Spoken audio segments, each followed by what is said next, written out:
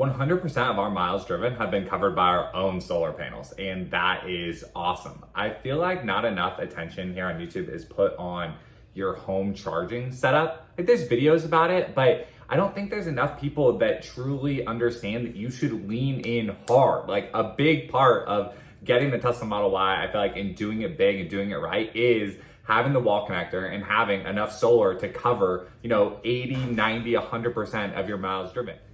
The reason why I think that should be the goal is because that's the only way you fully achieve 100% independence. Like, if you're still charging outside your home, or if you're charging at home but still pulling that power from the grid, you're still at the whim of whatever the energy market is doing, at the price of, you're still at the whim. Gas vehicles are at the whim of gas prices up and down. Electric vehicles are at the whim of electric prices up and down, unless you invest in and secure your own power producing infrastructure where you live. Then you are truly off the hamster wheel of just renting your energy, renting the miles in your car, and you have the ability to produce the miles that go into your car. Now, if you're going on a road trip or whatever, obviously it helps to have the charging network there, and it's awesome that the charging network's there so that you can get from town to town to town and go there with the infrastructure. But I'm talking about the 300-mile radius of your town, where you normally drive, the 100, 150, 200, whatever your normal driving radius is. Having the Tesla wall connector at your house and having solar that covers the entire miles driven there and back just levels up your game.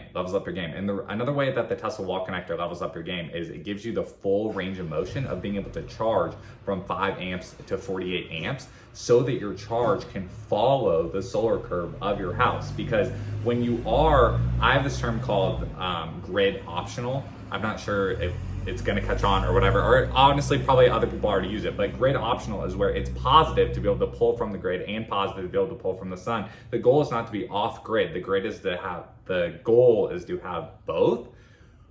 When you do pull kilowatt hours from the grid, even if you have total more solar production for the total 24 hours, you're still paying non-bypassable charges on that kilowatt hours you're pulling in. Why does that matter? So, because with the Tesla wall connector, you can track the solar curve and ramp up and down the speed at which you're charging your car so that you're only using the surplus. And most likely Tesla is going to automate this. That's the other reason why I think having this infrastructure at your own home is going to continue to be more and more valuable, because the automations that you're able to run are going to be able to just get better and better over time. We know where the energy should go, and the home needs to know where the energy should go. Eventually, you're gonna just have such automation between all the appliances and all the people in your home that your home is gonna continue to get more and more efficient.